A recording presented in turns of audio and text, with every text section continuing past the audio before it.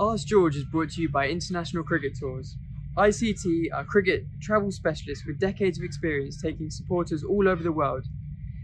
Get in touch with their expert team today to plan winter trips to the Caribbean, Pakistan, New Zealand, as well as the Women's Ashes. Love cricket, love travel, choose International Cricket Tours. Hello and welcome back to another episode of Ask George. We're here joined by the Caribbean Cricket Podcast after a 3-0 series win for England. Rubbed it in there, didn't they? Well, you know, 3-0 series win in 2.5 days. Yeah. Bobby Smith asks, was I alone in finding the fourth innings a tad depressing? Probably not. You go first, go on. Were you depressed? Yeah, I was depressed. We're talking about England in this. The Ben Stokes. Our century, yeah. Well, I mean, we always say West Indies give players the best day of their lives. We thought we'd escape this test by getting Jamie Smith out for 95. However, Ben Stokes came with a vengeance, fastest half century by an England player, beating Bosun's records. So yeah, it was painful to watch, but Mash, we sort of resigned ourselves at that point, hadn't we?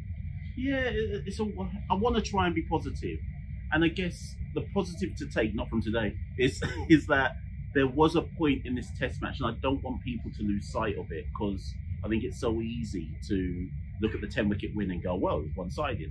To an extent it was. But at one point yesterday, England were 55 for 5, and West Indies had a chance of doing something. So I just don't want us to gloss over that and act like what happened, the onslaught at the end today was, well, you know, that's just England imposing themselves. But yes, there were points of it where it felt like we'd given up and wanted to go home. I think they've covered it. The Occidental Tourist asks, after a very comfortable series win, what have England learned from the experience? I think they've learned a fair bit. You know, I think they've got a new test bowler in Gus Atkinson. I think they've learned that there's life after James Anderson. I think they've learned quite a lot about Jamie Smith. I think he looks really good.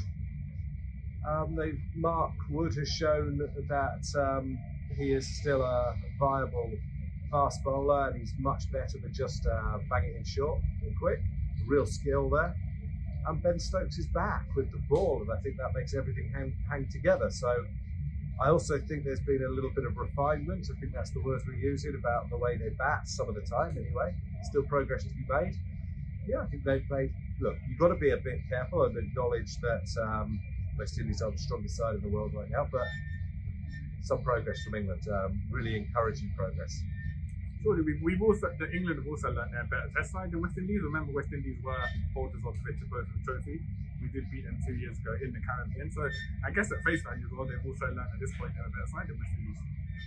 I think as well, I'll just add that England were asked some questions in this test series, and they found the answers to those particular questions. So as much as we can caveat it and say, well, England are a better team than West Indies and so on and so forth, you still have to answer the questions. And they found ways every single time in the few moments where they were under the pump to respond in the affirmative, so to speak. Michael Penhale asks, lots of chat on commentary about the quality, or lack thereof, of West Indies' middle order, but who would replace them? You guys better go with this. This is your moment. Right, okay. Where do you start? Listen, the first part is sitting down and trying to work out a long-term plan and strategy. And the one thing I will always be critical of in West Indies cricket is we get behind a set of players and then we seem to give up on the plan, right? So the last time England came to the Caribbean, Nkrumah Bonner would have been playing. Yep. Where is he now? He no longer plays for the West Indies, and we had the go-slow tests in Test 1 and 2, and then we won in Grenada in Test 3. And some England fans will look at that and go, well, hold on a minute, you had a guy in Bonner 2 years ago. How's he off the scene already? We've now invested in these new players, so Machel, Alec Athanase, Kurt McKenzie, Kevin Hodge, which is essentially 4 of your top 6. And in many ways, if they're not the answer, we almost need to just continue to invest in them, because what is there to be gained by now saying, well, actually, you're not the answer either. Now let's bring someone else in. Now, if people are listening to them, obviously watching this and thinking, well, who might those people be? Casey Carty is probably the most likely. England fans may have seen him in some ODIs as of late last year. He seems the most likely to get into that middle order. We'd love to talk about Brandon King, plays T20 cricket.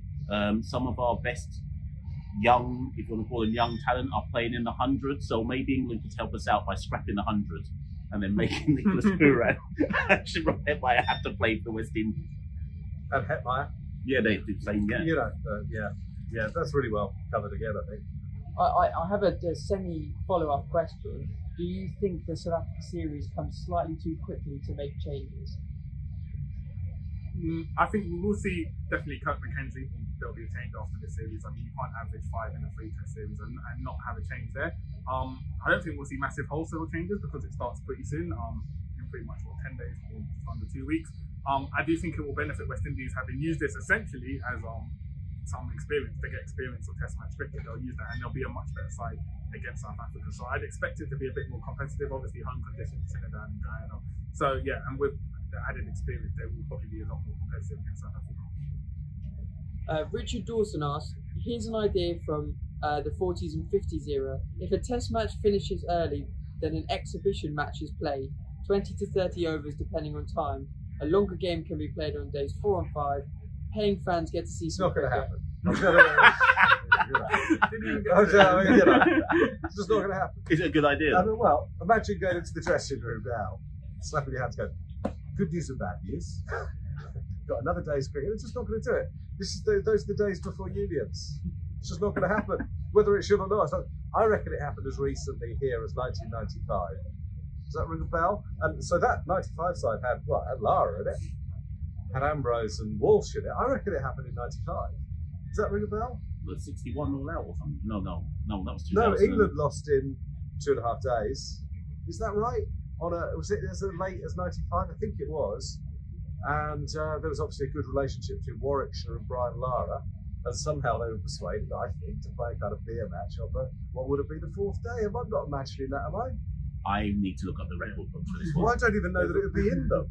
But it's not going to happen anymore. That's just, and they do play a lot of cricket. I mean, it's a nice idea. You're starting from a nice place, which is putting the spectator first. But you know, that doesn't happen. Well, the England players are already playing golf, so they're busy. Danny asks, we hear a lot about teams like the West Indies needing more money to support their test team, but how much are we talking about? 1 million a year, 5 million, 10 million? Well, that sounds like a very generous offer, Danny, and I'm sure 5 million would be very much appreciated.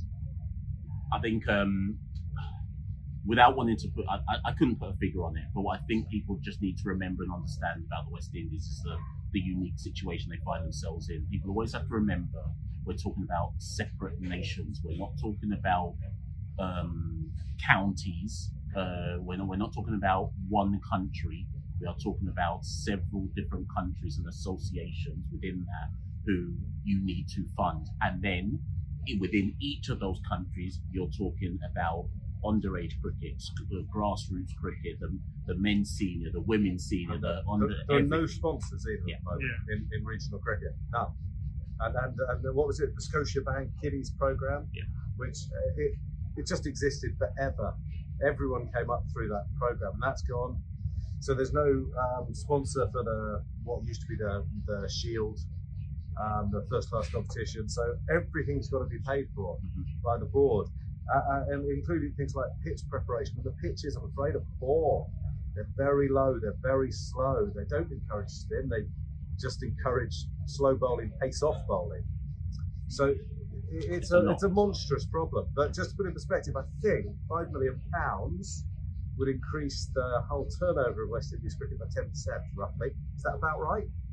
I reckon you might be right there, actually. Yeah, it's very similar. On a good year. Yeah, I reckon it's something like 60 million US turnover a year, which would be similar to Surrey. To put it in perspective. We should just add as well, because I don't want this question to go past without mentioning it. What I want everybody watching this video to do is go into Skyscanner right now and pick 2 random nations in the Caribbean and look at how much a flight costs to go from one to another. Start with Jamaica to Trinidad. And once you've seen how much it costs to go between Jamaica and Trinidad, work out how much it must cost to then take 2 teams between Jamaica and Trinidad, then consider how you fund a domestic tournament doing that with all these different nations. And youth team tournaments, and it's very, very difficult. It's not even a level playing field, as we've said before. Will Cooling asks, if English cricket is going to support the wider Test game, what role should the county championship play in that?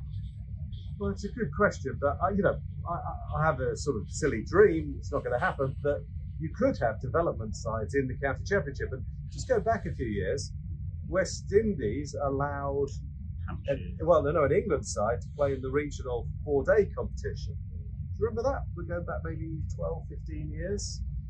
So these things, they do happen. They can happen. You could have, if the will was really there, a West Indies development side. You could also have a Zimbabwe development side. You could have a South African development side. You could do these things.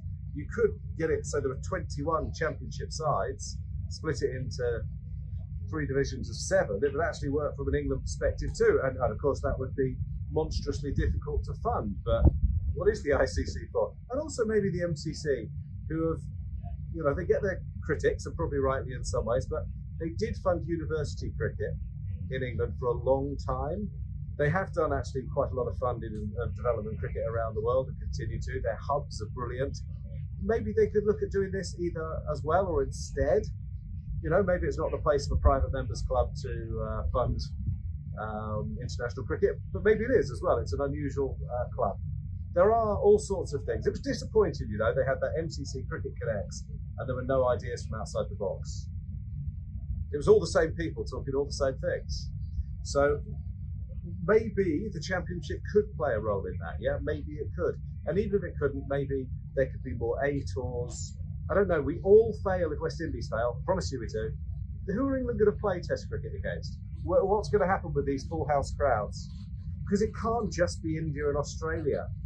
And bear in mind, when England go to Australia and India, it's not terribly competitive. The last time England won a Test in Australia was the first week of 2011, right?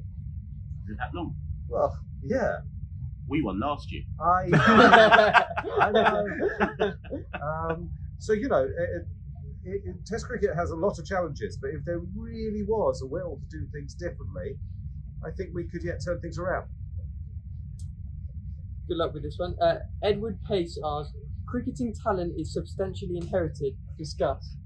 No, Santokie, you That's tell an it. existential question. You need to go for it. Wait, repeat again. Cricketing talent is inherited. What? Cricketing talent is is substantially inherited. Discuss. He's gone back to the Chris Wokes horse thing. Not Chris that Wokes is not going to have sex with horses. Just give it up, mate. It's not going to happen. That's what he's saying. He's trying. It's a question about genetics, and I don't think we're qualified. I'm going to leave that one alone outside your stump. And on that note, thank you so much for joining us throughout this West Indies tour. We'll be back for Ask George at the end of the first Test match between England and Sri Lanka. What a great debut from Oscar. Yeah, you didn't do the face thing, though. Wow, beautifully done. Thanks a lot.